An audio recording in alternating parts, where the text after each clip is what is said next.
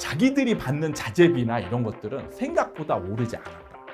그럼 문제는 뭐냐? 건설사가 지금 자재비나 인건비 상승을 근거로 얘기해서 지금 폭리를 취하고 있는 느낌이 많이 의심이 든다는 거예요.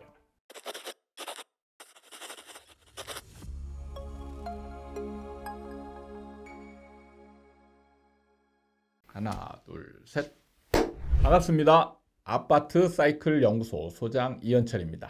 오늘의 주제는 재건축 리모델링 아파트 공사비가 또 오른다. 공사비가 오르는 것은 지금 거의 요즘 들어서 일반적인 추세, 좀 놀랄만한 일도 아니고 자연스럽게 그냥 어느 현장이든 당연히 계약하고 공사 들어가면 공사비 또 오르겠거니, 이게 이제 일반적인 경향인데, 사실 이런 상황은 전에도 저희가 영상에서 한번 다뤘습니다. 그런데 또 왜 다루냐? 뉴스에 나온 현장에서는 또 올리는 거예요.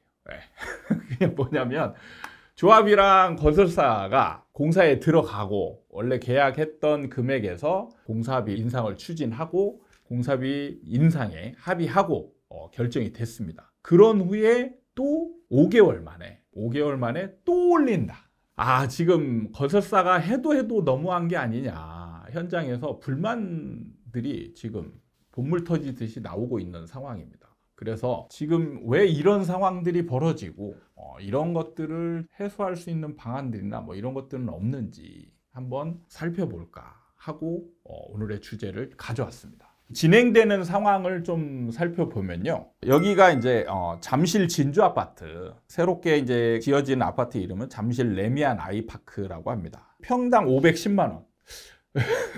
요즘 그 공사비로 생각하면 굉장히 낮은 가격이죠. 요즘은 이제 공사비가 1,000만 원이 이제 훌쩍 넘어가요. 그래서 평당 510만 원으로 이제 계약을 한 것이죠. 그러다가 공사에 들어가니까 자재 값이나 뭐 인건비나 이런 것들이 너무 많이 늘어났다. 해서 이제 협의하자 해가지고 평당 811만 원으로 약 300만 원, 평당 300만 원이 인상이 됐습니다. 그런데 5개월 만에 다시 847만 원으로 증액을 요구하고 나서서 조합원들이 지금 분통이 터지고 있는 상황이라고 합니다.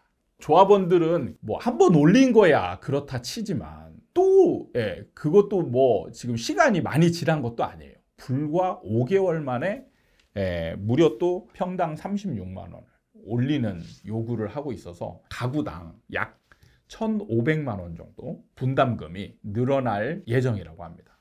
원래는 사실 이런 일이 잘 없었고 원래 이런 일이 있으면 안 돼요. 계약이라는 게 있지 않습니까? 계약은 뒤에 변화될 상황까지 다 사실 나름대로 서로 예측하고 그거를 합의해서 결정하는 거예요. 그리고 그 계약이 있은 후에 일어나는 상황에 대해서는 변동이 있으면 안 됩니다. 근데 보통은 이제 이런 공사할 때의 계약은 나중에 어떤 이제 설계 변경이라든지 뭐 이런 예기치 못한 변동사항을 좀 대비하긴 해요. 그래서 그런 거를 대비해서 어느 정도 공사비에 증감 요인이 생겼을 때는 어느 정도 합의할 수 있다. 이런 조항을 남기기도 합니다. 그런데 예전에는 이제 사실 그런 상황이 벌어졌어도 사실 뭐 이렇게 중간에 공사비를 막 크게 막 이렇게 변동하고 이런 일이 없었는데 최근 들어 이런 일이 일반화됐죠. 그런 거는 사실 제가 볼 때는 정부의 역할이 굉장히 크다라고 생각합니다. 정부가 이런 상황이 생겼을 때 강력한 개입을 해서 계약을 지키도록 해야 되는데 건설사 입장을 많이 손들어준 듯한 제스처를 취했습니다. 사실 첫 번째 사례가 이제 둔촌주공이죠.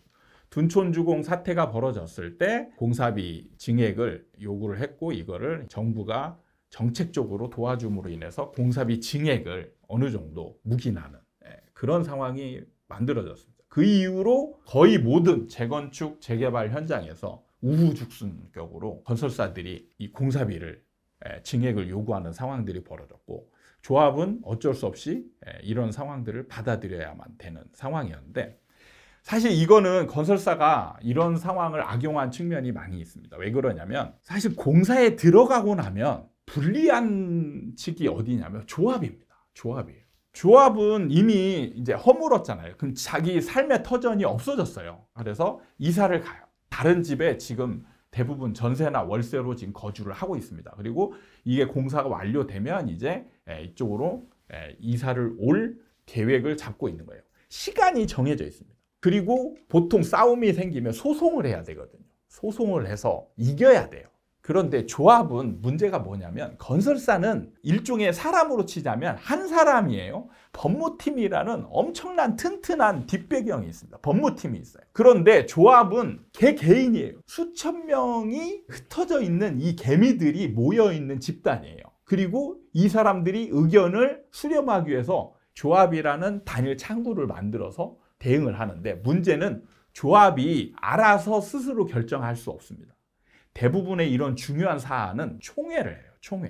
총회를 하기 위해서는 뿔뿔이 흩어져 있는 조합원들에게 다 일일이 개별 통보가 가야 되고 시간을 만들어서 그 시간에 다 모집을 해야 돼요. 그리고 안 오는 사람은 위임장 받고 이러는 과정에서 각각의 생각들이 다 다릅니다. 단일 대우를 형성하기가 어려워요. 그러다 보니까 어떤 구도가 벌어지냐면 건설사가 월등하게 유리하죠. 여러분이 변호사랑 소송전을 하고 있는 거랑 똑같습니다. 그럼 여러분이 변호사를 1대1로 싸웠을 때 여러분이 변호사를 끼거나 안 끼거나 할 때 어쨌든 유리합니까? 불리합니까? 불리하죠.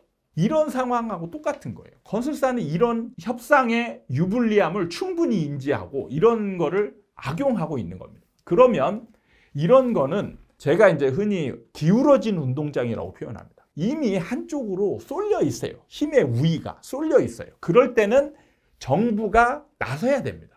정부가 나서서 기울어져 있는 운동장을 평평하게 만들어 줄 수 있어야 돼요. 그 정부의 역할을 제대로 하지 못했기 때문에 지금 이런 상황들이 벌어지고 있다. 그러니까 이런 게 지금 받아들여지잖아요. 그러면 지금 다른 현장에서 건설사들이 그냥 생떼를 써도 어떻게 보면 건설사들의 그 생떼 쓰는 게 받아들여져야 하는 상황으로 가고 있는 거예요. 이런 게 이제 근본적인 문제점이다. 두 번째는 그러면 애초에 계약을 잘하면 되지 않느냐. 근데 이게 이제 사실 어렵습니다. 조합이 이제 처음에 재건축 사업을 시작하잖아요. 그러면 건설사를 선정하기 위해서 일종의 이제 PT를 합니다. PT. 이 현장에 참여하고 싶은 건설사들이 각각의 어떤 이제 수익 모델이나 앞으로의 계획들 이런 것들을 PPT로 이렇게 쫙 짜가지고 와서 조합에게 설명을 해요. 거기에서 가장 중요한 포인트는 조합에게 얼마만큼의 수익이나 아니면 비용을 적게 들이는가. 그렇게 해서 새 집을 좋게 만들어주는 건설사가 누구인가가 포커스예요. 그럼 여기에서 가장 많이 차지하는 부분이 뭐냐면 공사비입니다. 그러니까 건설사를 선정할 당시에 공사비를 적게 쓰고도 좋게 만들어줄 수 있는 건설사를 선정을 하는 거예요. 그러니까 선정하는 동안에는 공사비가 좀 낮아지겠죠. A, B, C 건설사가 있으면 A는 예를 들어서 1,000만 원을 썼어요. B는 1,100만 원, C는 1,200만 원.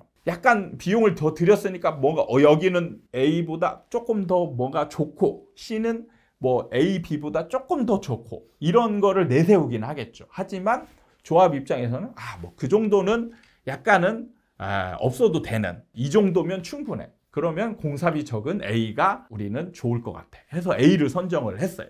그럼 여기서는 공사비를 적게 쓴 업체가 선정이 된다는 거예요. 그런데 문제는 이렇게 해놓고 공사비가 이제 나중에 자재비 올라가고 인건비 올라갔으니까 우리 공사비를 1,500만 원 받아야 되겠어요. 해가지고 올리면 우리 이런 선정 과정이 무슨 소용이 있겠습니까? 그래서 원래 계약을 잘 쓰는 게 중요한데 지금은 계약을 잘 쓰는 게 의미가 없는 상황이 만들어져 버렸어요. 물론 특약사항을 막 꼼꼼히 넣어가지고 여기에서 변경이 되면 안 된다. 뭐 이런 거를 넣으면 되겠지만 사실은 재건축 시장에서 모든 부분을 커버하고 계약서를 쓰기가 어려운 걸로 알고 있습니다. 그래서 모든 변동 사항까지 커버할 수 있는 계약서를 쓰는 거는 조합 입장에서는 사실 좀 어렵지 않나. 이런 생각이 들고요. 건설사는 왜 이런 자꾸 증액 요구를 하는가? 실제로 자재비나 인건비가 그만큼 많이 올랐는가? 근데 이 부분에는 좀 제가 볼 때 확실한 건 아닙니다. 제가 이제 골프도 치고 막 이렇게 하다 보면 이제 업계에 있는 사람들을 만나거든요. 근데 제가 얼마 전에 이제 건설사에 납품을 하는 하청업체들이죠. 얘기를 들어보면 좀 심각할 정도로 자기들이 받는 자재비나 이런 것들은 생각보다 오르지 않았다는 거예요. 그럼 문제는 뭐냐? 건설사가 지금 자재비나 인건비 상승을 근거로 얘기해서 지금 폭리를 취하고 있는 느낌이 많이 의심이 든다는 거예요. 그러니까 지금 아무리 자재비가 오르고 인건비가 올랐다 하더라도 1, 2년 사이에 미친 듯이 오르고 이런 상황은 하청의 하청 이 사람들 입장에서는 그렇게 느껴지지 않는다라는 거예요. 그러니까 지금 이 정부가 건설사 쪽에 힘을 실어주면서 건설사는 무소불위의 힘을 바탕으로 무지막지한 폭리를 지금 취하는 그런 행위를 취하는 듯한 의심이 충분히 지금 들만한 상황으로 가고 있다는 거죠. 특히나 의심되는 부분들이 보면 요즘 신축 아파트들 입주하는 현장에 가보면 하자도 옛날 하자랑 지금 비교해보면 말이 안 됩니다. 말이 안 돼요. 이렇게 많은 하자를 한다는 얘기는 지금 공사비를 빼먹거나 제대로 들어가지 않거나 돈을 그 올린 증액에 대한 거를 이 공사비 투입하지 않고 있다라는 의심을 할 만한 충분한 추정이 가능한 부분이라고 생각을 합니다. 독점을 막는 이유가 이런 거예요. 독점이 되면 폐해가 이루어질 수 있습니다. 근데 그 폐해가 독과점에 의해서 이루어지고 있는 상황인데 정부는 지금 손을 놓고 있다는 거죠. 좀 심각한 상황이지 않나라는 생각이 들고 지금 이런 주제를 다루는 게 또 올리고 있죠. 또 올리고 있는 이런 현장들로 인해서 또 건설사들이 저기 또 올렸는데 통하네? 그럼 우리도 또 올려. 진짜 말도 안 되는 이런 행위들이 일어나지 않을까 우려스러워서 부동산 시장이 공정하게 돌아갈 수 있게 뭔가를 조치를 취해야 될 상황이 아닌가 이런 생각을 하면서 오늘 주제 공사비 인상 또 나왔다. 이 부분에 대해서 한번 다뤄봤습니다. 이런 사안이 벌어지면 이제 좀 심도 있게 여러분하고 고민하는 그런 시간을 좀 많이 가져볼 생각이고요. 저는 객관적으로 어느 편에 서서 하는 게 아니고 시장의 공정성이나 우리 소비자, 우리 국민들 입장에서 대변하는 그런 사람이 되고자 노력하는 사람으로서 영장을 찍어보려고 노력하고 있다는 점을 말씀드리면서 이런 영상이 좋다라고 생각하시면 구독과 좋아요를 팍팍 눌러주시고 이럴 때 댓글 한 번씩 달아주시면 좋지 않을까 싶습니다. 다음에 또 좋은 주제를 가지고 여러분들 찾아뵙도록 하겠습니다. 감사합니다.